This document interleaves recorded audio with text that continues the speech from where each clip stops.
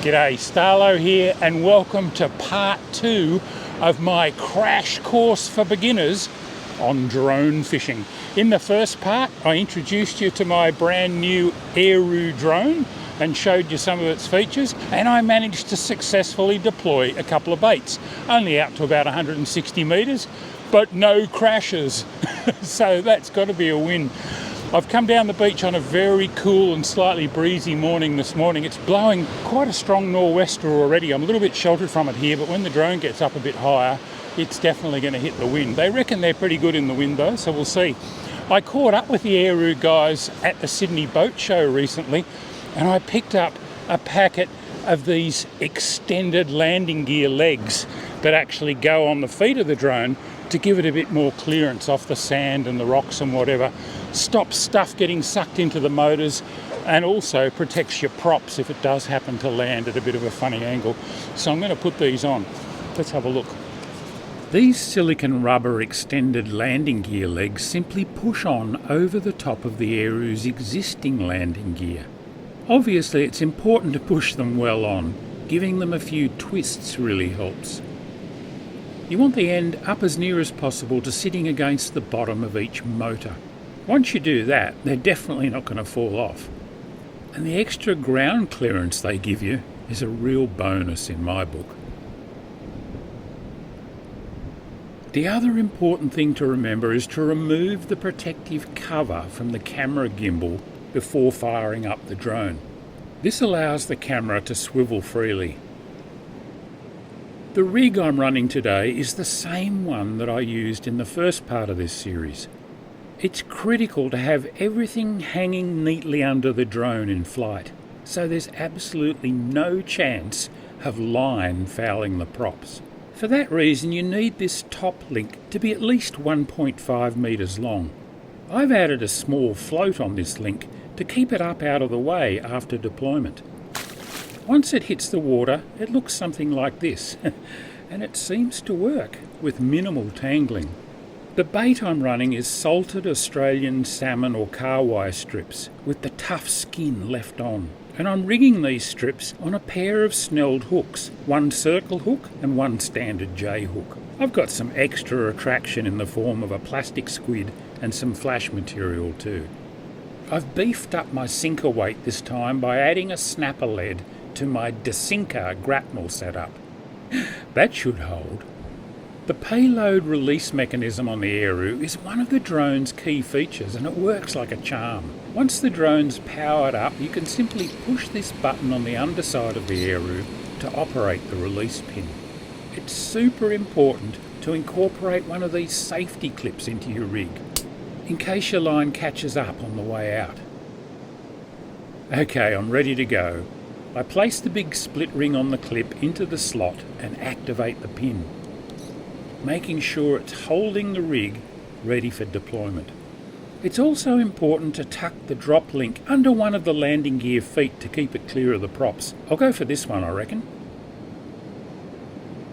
Righto, time to pick up the controller and check the status of the drone.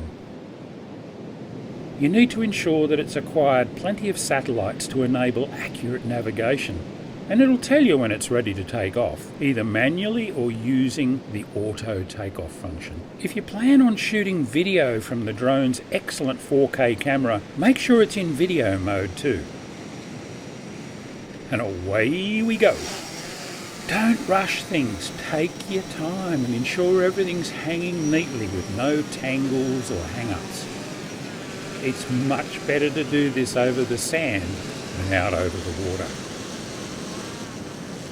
Looks good, and the line's peeling smoothly from the reel, which I've got in free spool with the ratchet on to prevent any overruns. The view from the drone looks good too. Time to head out.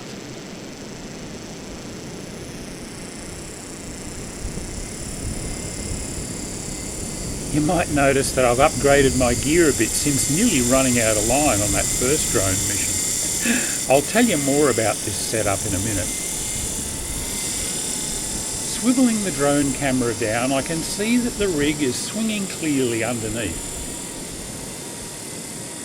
And the water's darkening as its depth increases.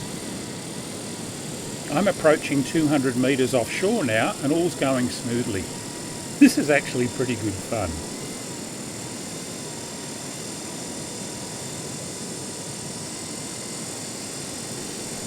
Okay, that'll do. Let the drone hover by releasing the sticks and drop the rig. Bombs away. And the float disappears, indicating that it's quite deep out there. Okay, press return to home and engage the reel. The Aru's on her way back under her own steam, in across the shallows and back to the beach.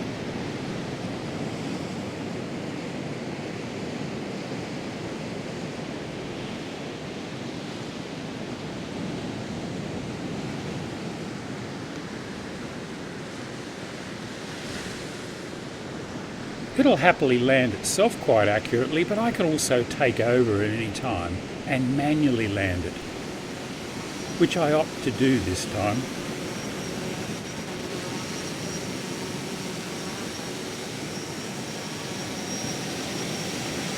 Incoming.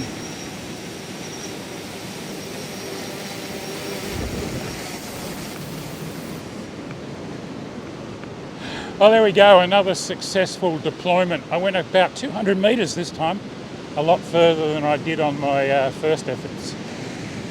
Oh.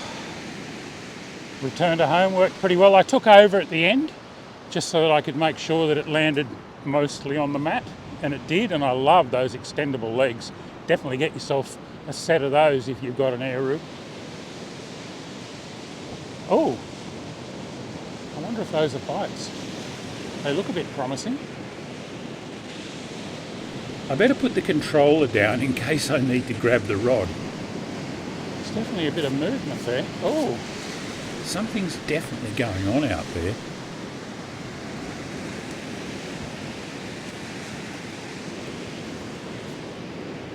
Let's see.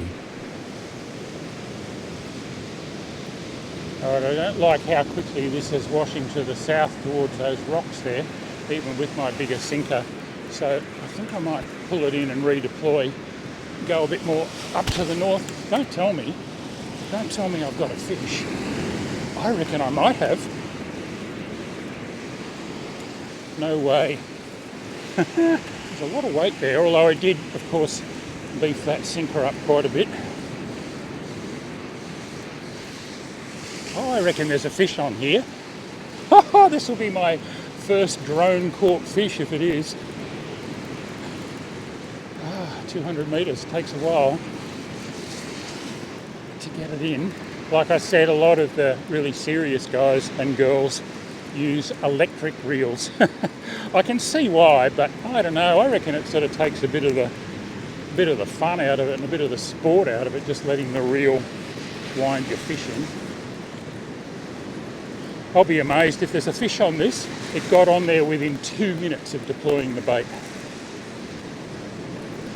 If it is a fish, it's not very big. Oh, I think it is a fish. There's something on there for sure, but what? It's got some more kicks. Oh, don't tell me it just fell off. No way.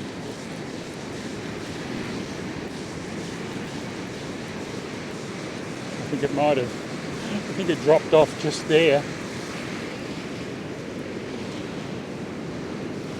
Oh no, maybe not. Maybe not.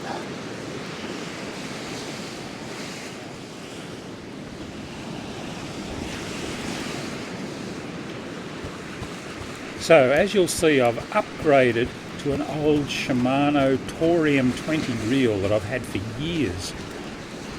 And I've matched it to a 10-foot long Shimano backbone overhead rod that I've also had for nearly as long. Seems like a reasonable combination for this job, and the reel holds plenty of braid, which is handy. Keep cranking. I must be getting close now, surely. Here it comes. I can see something. Oh dear, it's not what I wanted.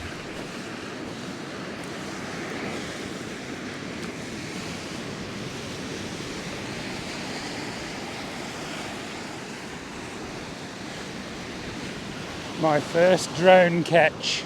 Surprise, surprise. It's a little banjo. More of a ukulele, this one. I think I'm going to catch a few of those.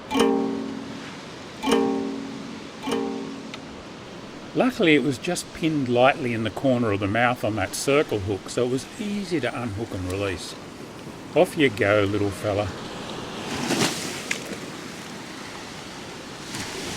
Oh well, I guess my drone fishing career had to start somewhere.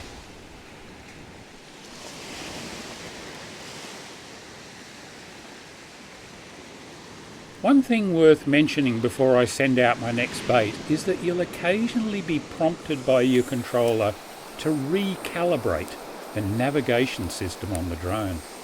This is easily done by fully rotating the drone 3 times in both a horizontal and vertical plane while it's switched on.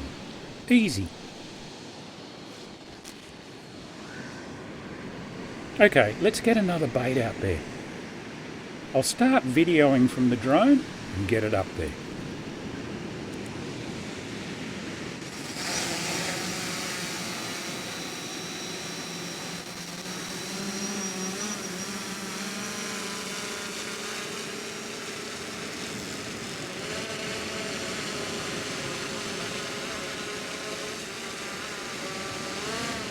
All looks pretty good again, so let's head out to sea.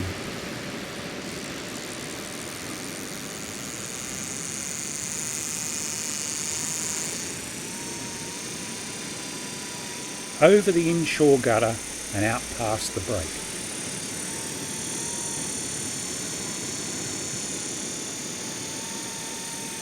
I'm going to go a bit further this time. My confidence is increasing. I'm really starting to enjoy this process.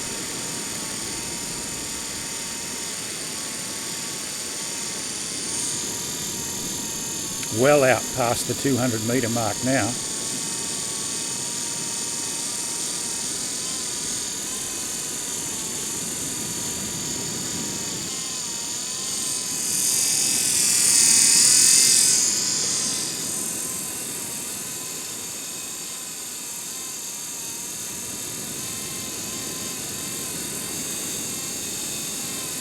That'll do.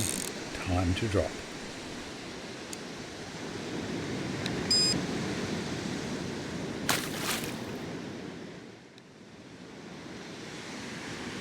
Reel into gear.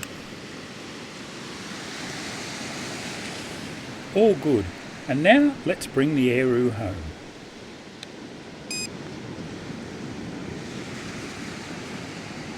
Here it comes. There's a bit of movement on the rod tip, but I think it's just wave action this time.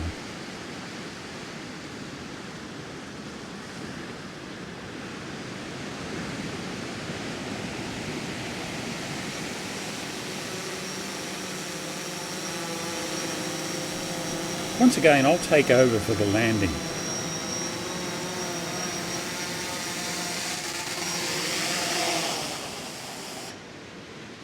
Not bad.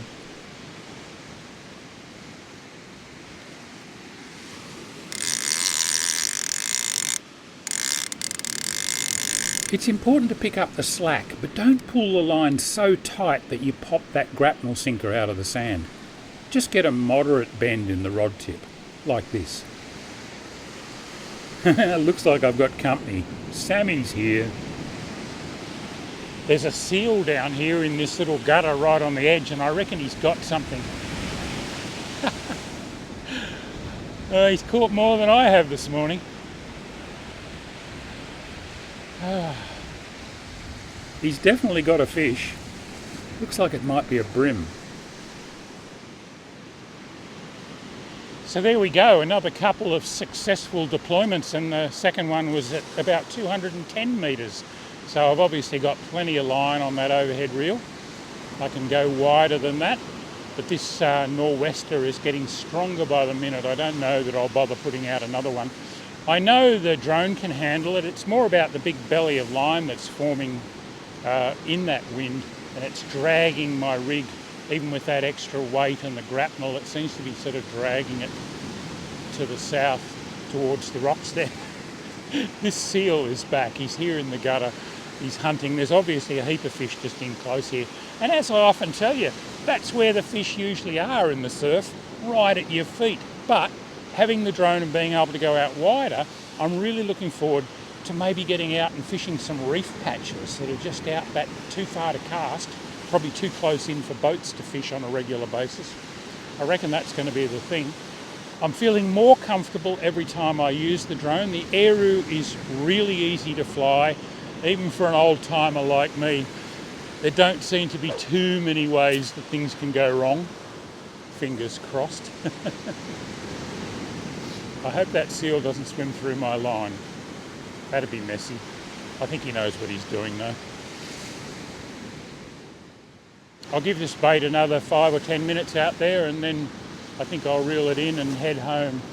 There's rain coming as well. I just had a look on the radar and there's a really solid band of rain coming. I don't want to be caught in that, especially with all this gear. But it's been another good shakedown. Part 2 of your crash course in drone fishing. No crashes yet. Touch wood. I hope you're enjoying taking this journey with me. I am certainly no expert in this area of fishing, that's for sure. I'm learning along with you. Get yourself a set of those extendable legs though if you've got the Eru or you've ordered one. Really gives you a lot of peace of mind just having it that high, much higher off the sand and off the rocks and whatever. Make sure you push them on really well. You don't want them falling off out there, but they do seem to grip really well. In fact, I'll find out in a minute how hard they are to take off. Turns out, not hard at all. Just give them a good pull. Easy as that. Nice. Oh, my eyes are watering with that wind. It's really quite cold. It was 3 or 4 degrees this morning. It's lifted to maybe 10 now, but the wind chill is making it rather unpleasant. All right, I think I'll get that in, pack up and head for home. And until next time, this is Starlo wishing you tight lines.